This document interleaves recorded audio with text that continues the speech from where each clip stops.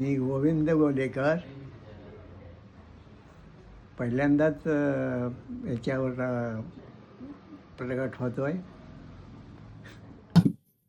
मी सुरुवातीला 52 रुपयावर part time शिक्षक म्हणून काम केलं. 1 वर्ष तर माझ्या संस्थेमध्ये गावाच्या खर्डा एज्युकेशन सोसायटीच्या 52 ते 56 फक्त 52 रुपये महिन्यानं शिक्षक म्हणूनही केलं, तिथं क्लार्क म्हणूनही केलं.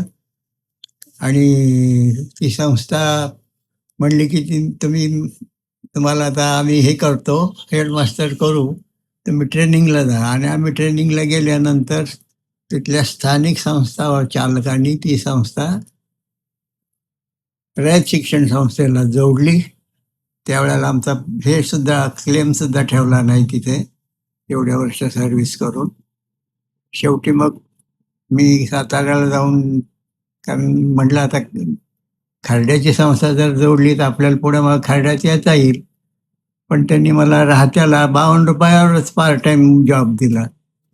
मग 52 रुपयात ते काही फॅमिली करून राहायला भाग आहे ना. एवढ्यात मला वैरागची ऑर्डर आली होती, पण तोपर्यंत हेडमास्टरनं माझ्याकडे बॉन्ड करून घेतला होता, म्हणून मला वैरागला फुल टाईम जाता आलं नाही.